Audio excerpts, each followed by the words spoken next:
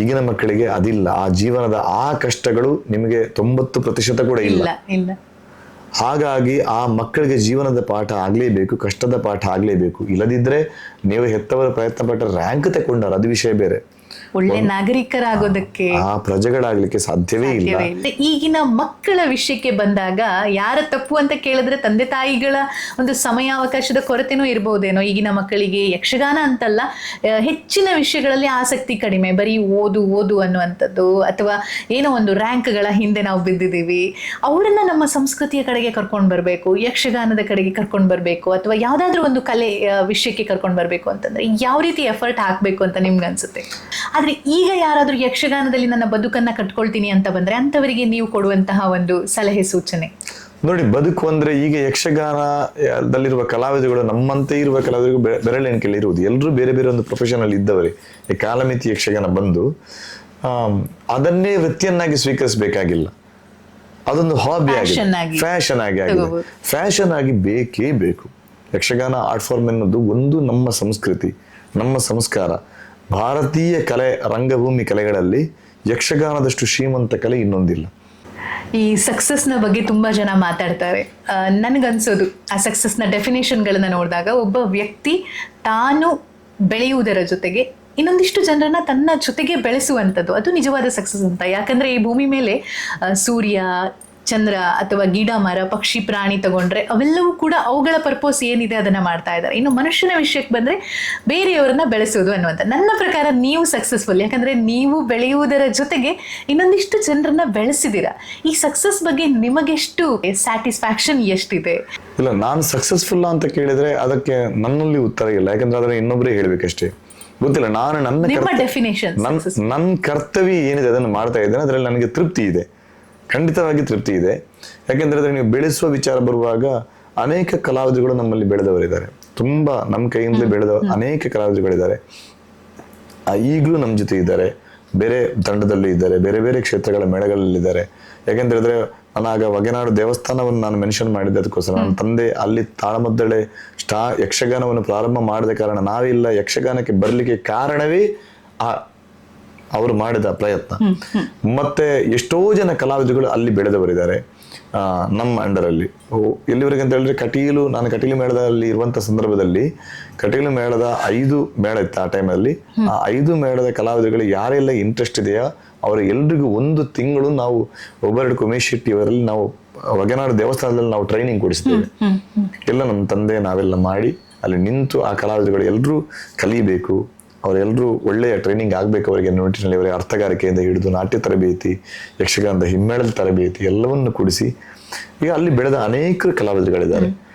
ಮತ್ತೆ ಈ ಪಟ್ಲ ಫೌಂಡೇಶನ್ ಇಂದ ಎಷ್ಟು ಮಂದಿಗೆ ಅಂತ ಹೇಳಿದ್ರೆ, ನಾವು 2-3 ವರ್ಷಗಳಿಂದ ನಾವು ಯಕ್ಷ ಶಿಕ್ಷಣ ಅಂತ ಪ್ರಾರಂಭ ಮಾಡಿ ಈ ಬಾಕಿ ಸಹಾಯ ಒಂದು ಬದಿಯಾದ್ರೆ, ಈ ಯಕ್ಷಗಾನದ ಕ್ರಾಂತಿ ಆಗ್ಬೇಕು, ನಮ್ಮ ಜನರೇಷನ್ಗೆ ಅಂತ್ಯ ಆಗಬಾರ್ದು ನಿಟ್ಟಿನಲ್ಲಿ ಸರ್ಕಾರಿ ಶಾಲೆಯ ಮಕ್ಕಳಿಗೆ ನಾವು ಯಕ್ಷ ಶಿಕ್ಷಣವನ್ನು ಉಚಿತವಾಗಿ ಕಲಿಸ್ತಾ ಇದ್ದೇವೆ.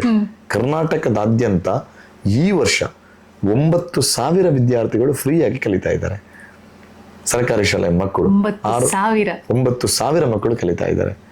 ಅದರ ಕಳೆದ ವರ್ಷ ಕೂಡ ಹಾಗೆ ನಾವು ನಮ್ಮ ಆಳ್ವಾಸ್ ಶಿಕ್ಷಣ ಸಂಸ್ಥೆಯ ಜೊತೆಗೆ ಸಹಯೋಗದೊಂದಿಗೆ ಒಂದೇ ದಿನ 1,900 ಮಕ್ಕಳಿಗೆ ರಂಗ ಪ್ರವೇಶ ಮಾಡಿಸಿದ್ದೇವೆ. ಒಂದು ದಿನದಲ್ಲಿ ರಂಗ ಪ್ರವೇಶ ಮಾಡಿಸಿದ್ದೇವೆ. ಈ ವರ್ಷ ಬಂಟ್ವಾಳ ತಾಲೂಕು ಮತ್ತೆ ಸುರತ್ಕಲ್ ವಿಧಾನಸಭಾ ಕ್ಷೇತ್ರದ ಸುಮಾರು 1,000 ವಿದ್ಯಾರ್ಥಿಗಳಿಗೆ ಮೊನ್ನೆ ನಮ್ಮ ಶಾಸಕರಾದಂತಹ ಡಾಕ್ಟರ್ ಭರತ್ ವೈ ಶೆಟ್ಟಿ ಮತ್ತು ರಾಜೇಶ್ ನಾಯ್ಕರ ನೇತೃತ್ವದಲ್ಲಿ ರಾಜೇಶ್ ನಾಯ್ಕರ ಒಡ್ಡೂರು ಫಾರ್ಮ್ಸ್ ಗಂಜಿ ಮಠದಲ್ಲಿ 1,000 ವಿದ್ಯಾರ್ಥಿಗಳಿಗೆ ರಂಗ ಪ್ರವೇಶ ಆಯಿತು. 2 ತಾಲೂಕಿದ್ದು 1,000 ವಿದ್ಯಾರ್ಥಿಗಳಿಗೆ. ಬೇರೆ ಬೇರೆ ತೀರ್ಥಹಳ್ಳಿ, ಶಿವಮೊಗ್ಗ, ನಿಮಗೆ ಸಾಗರ, ಉತ್ತರ ಕನ್ನಡ, ದಕ್ಷಿಣ ಕನ್ನಡ, ಉಡುಪಿ, ಕಾಸರಗೋಡು ಇಂತಹ ಜಿಲ್ಲೆಗಳಲ್ಲಿ 9,000 ವಿದ್ಯಾರ್ಥಿಗಳು ಕಲಿತಾರೆ. ಎಂತಹ ಒಂದು ಅದ್ಭುತ ಸಾಧನೆ!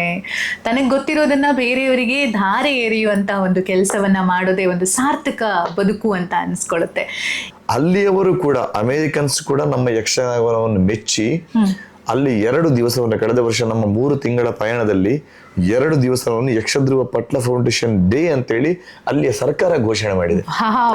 ಅಮೆರಿಕದ ಸರ್ಕಾರ 2 ದಿವಸ, ಒಂದು ಜುಲೈ 17 ಮತ್ತೆ ಆಗಸ್ಟ್ 18 ತಾರೀಖನ್ನು ಪಟ್ಲ ಫೌಂಡೇಶನ್ ಡೇ ಎಂಬುದಾಗಿ ಅಲ್ಲಿಯ ಮೇಯರ್ಗಳು ಘೋಷಣೆ ಮಾಡಿದ್ದಾರೆ. ಈಗ ನೀವು ಒಂದು ಕಾಲದಲ್ಲಿ ಯಕ್ಷಗಾನ ಅನ್ನುವಂಥದ್ದು ಕರಿಯರ್ ಆಪ್ಷನ್ ಆಗಿರ್ಲಿಲ್ಲ, ಯಾರು ಸಹ ನೀನು ಯಕ್ಷಗಾನಕ್ಕೆ ಹೋಗು ಅಂತ ಹೇಳ್ತಿರ್ಲಿಲ್ಲ. ಆದ್ರೆ ಈಗ ಯಾರಾದ್ರೂ ಯಕ್ಷಗಾನದಲ್ಲಿ ನನ್ನ ಬದುಕನ್ನ ಕಟ್ಕೊಳ್ತೀನಿ ಅಂತ ಬಂದ್ರೆ ಅಂತವರಿಗೆ ನೀವು ಕೊಡುವಂತಹ ಒಂದು ಸಲಹೆ ಸೂಚನೆ? ನೋಡಿ, ಬದುಕು ಅಂದ್ರೆ ಈಗ ಯಕ್ಷಗಾನದಲ್ಲಿರುವ ಕಲಾವಿದಗಳು ನಮ್ಮಂತೆ ಇರುವ ಕಲಾವಿದರಿಗೂ ಬೆರಳೆಣಿಕೆಯಲ್ಲಿ ಇರುವುದು. ಎಲ್ಲರೂ ಬೇರೆ ಬೇರೆ ಒಂದು ಪ್ರೊಫೆಷನ್ ಅಲ್ಲಿ ಇದ್ದವರೇ. ಈ ಕಾಲಮಿತಿ ಯಕ್ಷಗಾನ ಬಂದು ಅದನ್ನೇ ವೃತ್ತಿಯನ್ನಾಗಿ ಸ್ವೀಕರಿಸಬೇಕಾಗಿಲ್ಲ. ಅದೊಂದು ಹಾಬಿ ಆಗಿ, ಫ್ಯಾಷನ್ ಆಗಿ ಆಗಿದೆ. ಫ್ಯಾಷನ್ ಆಗಿ ಬೇಕೇ ಬೇಕು. ಯಕ್ಷಗಾನ ಆರ್ಟ್ ಫಾರ್ಮ್ ಎನ್ನುವುದು ಒಂದು ನಮ್ಮ ಸಂಸ್ಕೃತಿ, ನಮ್ಮ ಸಂಸ್ಕಾರ. ಭಾರತೀಯ ಕಲೆ, ರಂಗಭೂಮಿ ಕಲೆಗಳಲ್ಲಿ ಯಕ್ಷಗಾನದಷ್ಟು ಶ್ರೀಮಂತ ಕಲೆ ಇನ್ನೊಂದಿಲ್ಲ. ಎಲ್ಲವನ್ನು ಒಳಗೊಂಡಂತ ಒಂದು ಕಲೆ.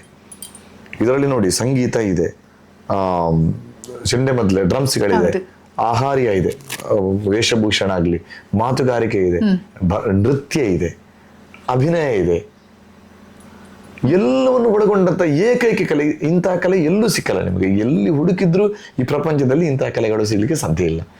ಈಗ ಭರತನಾಟ್ಯದಲ್ಲಿ ತಗೊಳ್ಳಿ, ನಾಟ್ಯ ಇದೆ, ಅಭಿನಯ ಇದೆ, ಎಲ್ಲ ಸಂಗೀತ ಇದೆ, ಎಲ್ಲವಿದೆ, ಮಾತುಗಾರಿಕೆ ಇಲ್ಲ. ಈಗ ಒಂದೊಂದು ಕೊರತೆಗಳು ಎಲ್ಲದರಲ್ಲಿ ಕಾಣ್ತದೆ ನಿಮಗೆ. ಯಕ್ಷಗಾನ ಅನ್ನುವಂಥದ್ದು ಕಂಪ್ಲೀಟ್ ಆಗಿರುವಂತಹ ಕಲೆ ಯಾವುದು ಅಂತ ಕೇಳಿದ್ರೆ ಅದು ಯಕ್ಷಗಾನ. ಮತ್ತೆ ಇದರ ವೇಷಭೂಷಣಗಳು, ಅದರ ಆ ಅಬ್ಬರ ಮತ್ತೆ ಶೃಂಗಾರಕ್ಕೆ ಯಾವ ರೀತಿಯಲ್ಲಿ ನೀವು ತೆಕೊಂಡ್ರು ಕೂಡ ನಮ್ಮ ಕಲ್ಪನೆಗೆ ಅದು ಸಿಕ್ಕುತ್ತೆ ಯಕ್ಷಗಾನದಲ್ಲಿ. ಅದು ತೆಂಕಾಗ್ಲಿ ಬೆಳಗಾಗ್ಲಿ ಯಾವುದೇ ಆಗ್ಲಿ, ಇಂಥ ಒಂದು ಪರಿಪೂರ್ಣವಾದ ಕಲೆ ಯಾವುದು ಅಂತ ಕೇಳಿದ್ರೆ ಇದು ಯಕ್ಷಗಾನ. ಇದು ಮತ್ತೊಂದು ನಮ್ಮ ಮನರಂಜನೆಗೆ ಮಾತ್ರ ಅಲ್ಲ, ಇದು ಒಂದು ಆರಾಧನಾ ಕಲೆ. ಮತ್ತೊಂದು ನಿಮಗೆ ಯಾವುದೇ ರೀತಿಯಲ್ಲಿ ನಿಮಗೆ ವೈಜ್ಞಾನಿಕವಾಗಿ ಕೂಡ ಇದು ಪ್ರೂವ್ ಆಗಿದೆ. ನಿಮಗೆ ನಾಟ್ಯದಿಂದ ಹಿಡಿದು ನಿಮಗೆ ದೇಹಕ್ಕೆ ಬೇಕಾದಂಥ ವ್ಯಾಯಾಮ, ಮಾನಸಿಕ ನೆಮ್ಮದಿ, ಮತ್ತೆ ನಾವು ಯಕ್ಷಗಾನದಲ್ಲಿ ಹಿಮ್ಮಡಿಯನ್ನು ನಾವು ನಾಟ್ಯದಲ್ಲಿ ಬೆಳಿತೇವೆ ನೋಡಿ, ಅದು ಭರತನಾಟ್ಯದಲ್ಲಾಗ್ಲಿ ಯಕ್ಷಗಾನದಲ್ಲಾಗ್ಲಿ, ಆ ಬಡಿತದಿಂದಾಗಿ ನಿಮ್ಮ ಮೆದುಳಿನ ಸಂಚಾರ ನಿಮಗೆ ಪೂರಕವಾಗಿ, ಮೆದುಳಿನ ಸಂಚಾರ ಸಂಪೂರ್ಣವಾಗಿ ಆಗಿ ಆ ವ್ಯಕ್ತಿ ತುಂಬಾ ಆಕ್ಟಿವ್ ಆಗಿ ಬೆಳೀಲಿ. ನೀವು ಕಲಾವಿದಗಳನ್ನು ಯಾರನ್ನು ಬೇಕಾದ್ರೆ ಗಮನಿಸಿ, ತುಂಬಾ ಚುರುಕಾಗಿರ್ತಾರೆ ಆ ಕಲಾವಿದಗಳು. ಈಗ ಡ್ಯಾನ್ಸ್ ಕಲಿತಂತ ವಿದ್ಯಾರ್ಥಿಗಳನ್ನು ನೋಡಿ, ಯಕ್ಷಗಾನ ಕಲಿತಂತ ವಿದ್ಯಾರ್ಥಿಗಳನ್ನು ನೋಡಿ, ಅವರು ಎಷ್ಟು ಚುರುಕಾಗಿರ್ತಾರೆ ಅಂತ ಹೇಳಿದ್ರೆ ನಾವು ಏನು ಹೇಳ್ತೇವೋ ಅಷ್ಟು ಬೇಗನೆ ತಗೊಳ್ತಾರೆ. ಕೇವಲ ಒಂದು ಪುಸ್ತಕದ ಬದನೆಕಾಯಿ ಮಾತ್ರ ಕಲಿತಂತ ವಿದ್ಯಾರ್ಥಿಗಳನ್ನು ಒಂದು ಬದಿಗಿಟ್ಟು ನೋಡಿ, ಇಂತಹ ಡ್ಯಾನ್ಸ್ ಯಕ್ಷಗಾನವನ್ನು ಕಲಿತಂತ ವಿದ್ಯಾರ್ಥಿಗಳನ್ನು ನೋಡಿ ಎಷ್ಟು ಚುರುಕಾಗಿರ್ತಾರೆ ಅವರು ಅಂತ. ಅದು ನಮ್ಗೆ ಗೊತ್ತಾಗುತ್ತೆ. ಯಕ್ಷಗಾನ ನಿಜವಾಗಿ ನಾವು ಕಲಿಯಲೇಬೇಕು. ನಾನು ಒಬ್ಬ ಯಕ್ಷಗಾನ ಕಲಾವಿದನಾಗಿ ಇದ್ದುಕೊಂಡು ಮಾತ್ರ ಹೇಳುವುದಲ್ಲ, ನಿಮ್ಮ ಓದಿಗೆ ಕೂಡ, ನಿಮ್ಮ ಜೀವನಕ್ಕೆ ಕೂಡ ಪೂರಕವಾಗಿರುತ್ತೆ ಈ ಕಲೆ. ಖಂಡಿತವಾಗಿಯೂ ಹೌದು. ನಮ್ಮ ಕರಾವಳಿ ಕರ್ನಾಟಕದವರ ಒಂದು ಸ್ಪಷ್ಟ ಕನ್ನಡಕ್ಕೆ ಕಾರಣ ಬಹಳಷ್ಟು ಜನ ಹೇಳೋದಿರುತ್ತೆ. ಅದು ನಮ್ಗೆ ಯಕ್ಷಗಾನದಿಂದಲೇ ಕೆಲವೊಂದು ಪದಗಳನ್ನ ನಾವು ಜೀರ್ಣ ಮಾಡ್ಕೋತಾ ಇದ್ದೀವಿ ಬಹಳ ಸುಲಭವಾಗಿ. ಸ್ಪಷ್ಟವಾದ ಕನ್ನಡ ನಯನವರೇ. ಮತ್ತೊಂದು, ನಿಮಗೆ ಎಲ್ಲಿ ಹೋಗಿಯೂ ನಿರ್ಭೀತಿಯಿಂದ ಮಾತಾಡಬಹುದು. ನಿಮ್ಗೆ ಆ ಸ್ಟೇಜ್ ಫಿಯರೆನ್ಸ್ ಅಂತದ್ದು ಏನು ಬರಲ್ಲ ನಮಗೆ. ಆ ಸಭಾ ಕಂಪನ ವಯಸ್ಸಿನಿಂದ ಚಂಡೆ ಮದ್ದಳೆಯ ಒಂದು ಸದ್ದು ಅನ್ನುವಂಥದ್ದು ನಮ್ಗೆ ಇಡೀ ರಕ್ತದಲ್ಲೇ ಬೆರೆತು ಹೋಗಿದೆ ಅಂತ ನೀವು ಹೇಳಿದಾಗೆ ಅದು ಆ ಧೈರ್ಯ ಕೊಡುತ್ತೆ. ನಾವೀಗ ಯಾರ ಮುಂದೆ ನಿಂತರೂ ನಾವು ಮಾತ್ರ, ಎಷ್ಟೇ ದೊಡ್ಡ ಸಭೆಯಲ್ಲಿ ಅಥವಾ ಎಷ್ಟೇ ದೊಡ್ಡ ವ್ಯಕ್ತಿಗಳ ಮುಂದೆ ನಾವು ಅಮೆರಿಕದಾದ್ಯಂತ ನಾವು ಕಾರ್ಯಕ್ರಮಗಳನ್ನು ಕೊಟ್ಟವರು, ಮಾತಾಡಿದವರು, ಸ್ಪೀಚ್ ಮಾಡಿದವರು, ಎಲ್ಲೆಲ್ಲಿ ಕೂಡ ನಮಗೆ ಆ ಸಭಾ ಕಂಪನಿ ಎನ್ನುವುದಿಲ್ಲ. ಯಾಕೆ, ಏನು ಕಾರಣ ಅಂತ ಹೇಳಿದ್ರೆ ಯಕ್ಷಗಾನ. ಅಮೇರಿಕಾ ಅಂದ ತಕ್ಷಣ ಖಂಡಿತ ಕೇಳಬೇಕು, ಇದುವರೆಗೆ ಬಹಳಷ್ಟು ದೇಶಗಳನ್ನ ನೋಡಿದ್ದೀರಾ, ಅದರಲ್ಲಿ ನಿಮ್ಗೆ ಅಲ್ಲಿ ಹೋದಾಗ ಆಗುವಂತ ಅನುಭವ ಏನು? ನಾನು ತುಂಬಾ ಪ್ರೀತಿಸ್ತಾರೆ ನಾನವರೇ. ನಮ್ಮ ಊರಿನವರು ನಾವು ಮೆಚ್ಚಲೇಬೇಕು. ಯಾಕಂತ ಹೇಳಿದ್ರೆ ನಮ್ಮ ಕಲೆ, ನಮ್ಮ ಸಂಸ್ಕೃತಿ ಅಂತೇಳಿ ಬಂದಾಗ ಒಂದು ಹೆಜ್ಜೆ ನಾನು ಮುಂದೆ ಹೋಗಿ ಹೇಳ್ಬೇಕೆಂದ್ರೆ ಅಷ್ಟು ದೊಡ್ಡ ಮಟ್ಟಿಗೆ ಪ್ರೀತಿಸ್ತಾರೆ, ನಮ್ಮನ್ನು ಅಪ್ಪಿಕೊಳ್ತಾರೆ. ಮತ್ತೆ ನಮಗೆ ಏನು ವ್ಯವಸ್ಥೆ ಬೇಕು ಅದನ್ನು ಮಾಡಿಕೊಡ್ತಾರೆ. ಅಮೆರಿಕದಲ್ಲಂತೂ ನಮ್ಮ ಫೌಂಡೇಶನ್ನ ಯೂನಿಟ್ ಒಂದು ಘಟಕ ಅಲ್ಲಿದೆ. ಡಾಕ್ಟರ್ ಅರವಿಂದ ಉಪಾಧ್ಯಾಯರಂದೇಳಿ ಅಲ್ಲಿಯ ನಮ್ಮ ಅಧ್ಯಕ್ಷರು, ಮತ್ತೆ ಶ್ರೀಧರ ಆಳ್ವ ಅವರಿದ್ದಾರೆ, ಯೋಗೀಂದ್ರ ಭಟ್ರು ಅವರಿದ್ದಾರೆ, ಮತ್ತೆ ಪುತ್ತಿಗೆ ಮಠ ಶ್ರೀ ಸುಗುಣೇಂದ್ರ ತೀರ್ಥ ಸ್ವಾಮೀಜಿಗಳು ನಮಗೆ ದೊಡ್ಡ ಆಧಾರ ಸ್ತಂಭ ಅಲ್ಲಿ ಅಮೆರಿಕದಲ್ಲಿ. ಯಾವುದೇ ಕಲೆ ಹೋದ್ರೂ ಕೂಡ ಪುತ್ತಿಗೆ ಮಠದ ಆಶ್ರಯದಲ್ಲಿ ಅಲ್ಲಿ ನಮಗೆ ಹೆಚ್ಚಾಗಿ ಕಾರ್ಯಕ್ರಮಗಳು ಆಗುವುದು. ನಾನು ಅವರ ಹೆಸರನ್ನು ಹೇಳಲೇಬೇಕು.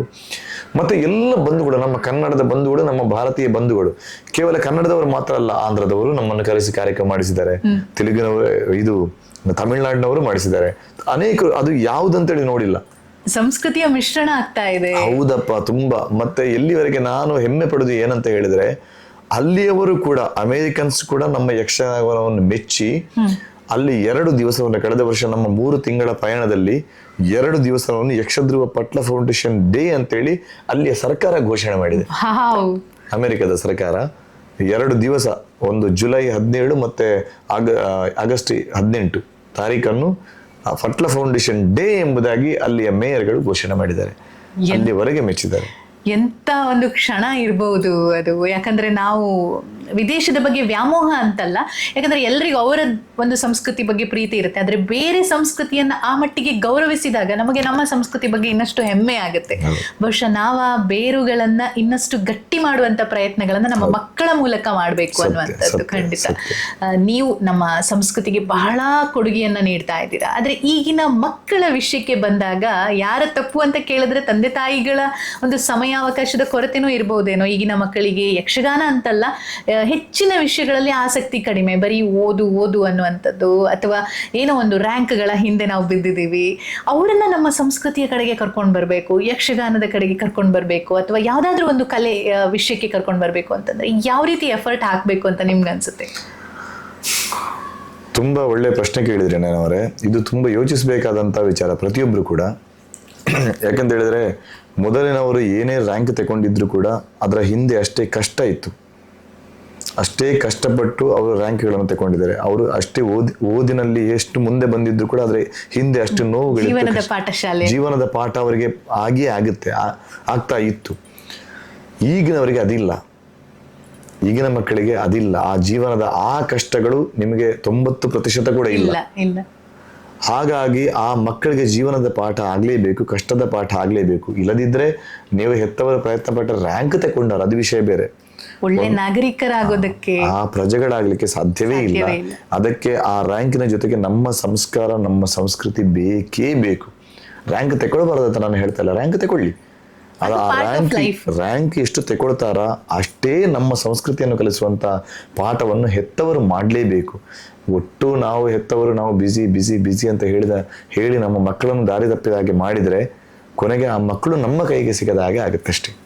ಆದ ಕಾರಣ ಇದು ಬಹಳ ಅಗತ್ಯ ಇದೆ. ಪ್ರತಿಯೊಂದು ಹೆತ್ತವರು ಮಾಡಲೇಬೇಕಾದಂತ ಕರ್ತವ್ಯ. ನಮ್ಮ ಮಕ್ಕಳಿಗೆ ಯಾರು ಕಲಿಸಬೇಕು ಹೇಳಿ? ಈಗ ಮೊಬೈಲ್ ಯುಗ. ಕೇವಲ ಮಕ್ಕಳು ಆ ಮೊಬೈಲ್ ಹಿಡ್ಕೊಂಡು ಆ ಕಾರ್ಯಕ್ರಮ ಈ ಕಾರ್ಯಕ್ರಮದ ನೋಡಿಕೊಂಡು ಕೂತ್ರೆ ಖಂಡಿತವಾಗಿ ಆಗಲ್ಲ. ಮಕ್ಕಳು ಮಾರ್ಕ್ ತಗೊಂಡಾರು, ನಿಮ್ಮ ಮಕ್ಕಳು ನಿಮ್ಮ ಕೈಗೆ ಸಿಕ್ಕಲ್ಲ. ನೀವು 15 ವರ್ಷ ದಾಟಿದ ನಂತರ ಮಕ್ಕಳು ಹೇಳಿದಾಗೆ ನಾವು, ಅದು ಯಾರ ಮಕ್ಕಳೇ ಆಗಲಿ, ನಾವು ಮಕ್ಕಳು ಹೇಳಿದಾಗ ನಾವು ಕೇಳಬೇಕಾಗುತ್ತೆ. ಆವಾಗ ಮಕ್ಕಳಿಗೆ ಮತ್ತೆ ನಾವು ಸಂಸ್ಕಾರದ ಪಾಠವನ್ನು ಕಲಿಸ್ತೇವೆ, ಆ ಪಾಠ ಕಲಿಸ್ತೇವೆ ಅಂತ ಹೇಳಿದ್ರೆ ಅದು ಸಾಧ್ಯ ಇಲ್ಲ. ನಾನು ಈ ಇಂಟರ್ವ್ಯೂಗೆ ಮನೆ ಒಳಗಡೆ ಕಾಲಿಡ್ತಾ ಇದ್ದ ಹಾಗೆ ಸತೀಶ್ ಸರ್ ಅವರ ಮಕ್ಕಳನ್ನ ಪರಿಚಯ ಮಾಡಿಸಿ ನಮಸ್ತೆ ಹೇಳುವಂತ ಮಾತುಗಳನ್ನ ಹೇಳ್ತಾ ಇದ್ರು. ನಾವು ಮಕ್ಕಳು ಯಾರಾದ್ರೂ ಮನೆಗೆ ಬಂದ್ರೆ ಹೋಗಿ ಸೀದಾ ಕೋಣೆ ಒಳಗಡೆ ಕೂತ್ಕೊಂಡು ಮೊಬೈಲಲ್ಲಿ ಟಿವಿಯಲ್ಲಿ ಮುಳುಗಿಯೋ ಅವರದ್ದೇ ಲೋಕದಲ್ಲಿ ಇರುವವ್ರನ್ನ ನೋಡ್ತೀವಿ. ನನಗೆ ಬಹಳ ಹೆಮ್ಮೆ ಅನಿಸ್ತು. ನುಡಿದಂತೆ ನಡಿಬೇಕು ಅಂತ ಹೇಳ್ತಾರೆ. ನಾನು ಆಗ್ಲೇ ಅದನ್ನ ಗಮನಿಸಿ ಆಗಿತ್ತು. ಸೊ ನಿಮ್ಮ ಮಕ್ಕಳ ವಿಷಯದಲ್ಲಿ ನೀವು ಒಬ್ಬ ತಂದೆಯಾಗಿ ಯಾವ ರೀತಿ ಶಿಸ್ತನ್ನ ಹಾಕೊಂಡಿದ್ದೀರಾ, ಅವರಿಗೆ ಜೀವನದ ಪಾಠವನ್ನ ಹೇಳಿ ನೋಡಿ. ಅದ್ರ ಬಗ್ಗೆ ನನಗೆ ಹೇಗೆ ಹೇಳಬೇಕು ಗೊತ್ತಿಲ್ಲ. ನನ್ನ ಈ ಕೆಲಸದ ಒತ್ತಡಗಳಲ್ಲಿ ನನ್ನ ಭಾಗವತಿಗೆ ಒತ್ತಡ ಅಲ್ಲ, ನನ್ನ ಈ ಫೌಂಡೇಶನ್, ನಾನು ಈ ಕಲಾವಿದರಿಗೋಸ್ಕರ ಮಾಡುವ ಈ ಫೌಂಡೇಶನ್ ಒತ್ತಡದಲ್ಲಿ ನನಗೆ ಅದಕ್ಕೆ ಗಮನ ಕೊಡ್ಲಿಕ್ಕೆ ಆಗ್ತಾ ಇಲ್ಲ. ನನ್ನ ಧರ್ಮಪತ್ನಿ ನಿರ್ಮಿತಾ, ಅವಳು ಎಲ್ಲವನ್ನೂ ಅದನ್ನು ನೋಡ್ತಾ ಇದ್ದಾಳೆ. ನನಗೆ ಯಾವುದೇ ಒತ್ತಡ ಆಗದಾಗಿ ನನ್ನ ಮಕ್ಕಳ ಜವಾಬ್ದಾರಿಯಿಂದ ಹಿಡಿದು ನನಗೆ, ನೀವು ನೋಡ್ತಾ ಇದ್ದೀರಿ, ನನಗೆ ಸಮಯ, ನೀವು 6 ತಿಂಗಳಿಂದ ನನ್ನ ಡೇಟ್ ಕೇಳ್ತಾ ಇದ್ದೀರಿ, ನನಗೆ ಅದಕ್ಕೆ ಸಮಯ ಕೊಡ್ಲಿಕ್ಕೆ ಆಗ್ತಾ ಇರಲಿಲ್ಲ. ಅದರಲ್ಲಿ ಮಕ್ಕಳ ವಿದ್ಯಾಭ್ಯಾಸದ ಬಗ್ಗೆ ಆಗಲಿ, ಅವರ ಈ ಎಜುಕೇಶನ್, ಈ ಯಕ್ಷಗಾನದ ಪಾಠ ಆಗಲಿ, ಸಂಗೀತ ಆಗಲಿ, ಅಥವಾ ಯಾವುದೇ ನಮ್ಮ ಸಂಸ್ಕೃತಿಯ ಪಾಠ ಆಗಲಿ, ಅವರಿಗೆ ಮಾಡಬೇಕಿದ್ರೆ ನಾನು ಇಂಥದ್ದನ್ನು ಮಾಡಿ ಅಂತ ಹೇಳ್ತೇನೆ ಹೊರತು ಅದರ ಹಿಂದೆ ನನಗೆ ಹೋಗ್ಲಿಕ್ಕೆ ಆಗ್ತಾ ಇಲ್ಲ. ನನ್ನ ಕೆಲಸದ ಒತ್ತಡ ಅಲ್ಲ ಅದು. ನಾನು ಕಲಾವಿದರಿಗೆ, ನಾನು ಸಾಮಾಜಿಕ ಕೈಂಕರ್ಯದಲ್ಲಿ ನಾನು ಬಿದ್ದ ಕಾರಣ ನನಗೆ ಅದಕ್ಕೆ ಆಗ್ತಾ ಇಲ್ಲ. ಇಲ್ಲದಿದ್ರೆ ನನಗೆ ಸಮಯ ಎಷ್ಟು ಇತ್ತು. ಖಂಡಿತ ನನಗೆ ದೇವರು ಆ ಕರ್ತವ್ಯವನ್ನು ಕೊಟ್ಟಿದ್ದಾನೆ, ಅದನ್ನು ನಾನು ಮಾಡ್ತಾ ಇದ್ದೇನೆ. ನನ್ನ ಮಕ್ಕಳು ಅದರಿಂದ ಹಿಂಜರಿಯಲ್ಲ. ನನಗೆ ಆ ಪುಣ್ಯ ನನ್ನ ಮಕ್ಕಳಿಗೆ ಸಿಕ್ಕಿತೆನ್ನುವ ಭಾವನೆ ಅಷ್ಟೇ. ನನಗೆ ಭರವಸೆ ಇದೆ. ಅದನ್ನು ನನ್ನ ಮಡದಿ ನೋಡ್ತಾ ಇದ್ದಾಳೆ. ಅವರು ಯಕ್ಷಗಾನ ಕಲಿತಾ ಇದ್ದಾರೆ, ಸಂಗೀತ ಕಲಿತಾ ಇದ್ದಾರೆ, ಮತ್ತೆ ಈ ಪಾಠವನ್ನು ಕಲಿತಾ ಇದ್ದಾರೆ, ಸಂಸ್ಕಾರವನ್ನು ಕೂಡ ಕಲಿತಾ ಇದ್ದಾರೆ ಅಂತ ಗೊತ್ತಾಗುತ್ತೆ. ಸಾಧ್ಯವಾದಷ್ಟು ಮಟ್ಟಿಗೆ ನಾನು ಮಾಡ್ತಾ ಇದ್ದೇನೆ ಅಷ್ಟೇ. ನನಗೆ ಸಮಯ ಸಿಕ್ಕಾಗ ನಾನು ಮಾಡ್ತಾ ಇದ್ದೇನೆ. ನಾನು ಮಾಡುವ ಈ ಪುಣ್ಯದ ಕೆಲಸ, ಆ ಪುಣ್ಯದಿಂದಾಗಿ ನನ್ನ ಮಕ್ಕಳು ಬೆಳೀಬಹುದು ಎನ್ನುವ ಒಂದು ಭರವಸೆ, ದೊಡ್ಡ ಭರವಸೆ ನನಗಿದಷ್ಟೇ. ಖಂಡಿತ ಅದು ಸತ್ಯ ಅನ್ನೋದಕ್ಕೊಂದು ಮಾತು ಹೇಳ್ತೀನಿ. ಮಕ್ಕಳು ನಾವು ಹೇಳ್ಕೊಟ್ಟಿದ್ದನ್ನ ಕಲಿಯೋದಕ್ಕಿಂತ ನಮ್ಮನ್ನ ನೋಡಿ ಕಲಿತಾರಂತೆ. ಇವತ್ತು ತನ್ನ ತಂದೆ ಏನ್ ಮಾಡ್ತಿದ್ದಾರೆ ಅನ್ನೋದನ್ನ ನೋಡಿದ್ರೆ ಸಾಕು ಅವರಿಗೆ ಜೀವನವನ್ನ ಹೇಗೆ ರೂಪಿಸ್ಕೊಳ್ಬೇಕು ಅಂತ ಹೇಳುತ್ತೆ. ಇವರ ತಂದೆಯನ್ನ ನೋಡಿ ಇವರು ಕಲ್ತ್ಕೊಂಡಿದ್ದಾರೆ, ಇವರನ್ನ ನೋಡಿ ಇವರ ಮಕ್ಕಳು ಮುಂದೆ ಕಲ್ತ್ಕೋತಾರೆ. ನಾವೇ ಸರಿದಾರಿಯಲ್ಲಿ ನಡಿಲಿಲ್ಲ ಅಂತಂದ್ರೆ ನಮ್ಮ ಮಕ್ಕಳನ್ನ ನಡೆಸೋದಕ್ಕೆ ಸಾಧ್ಯವೇ ಇಲ್ಲ ಅನ್ನುವಂತಹ ಒಂದು ಮಾತಿದೆ.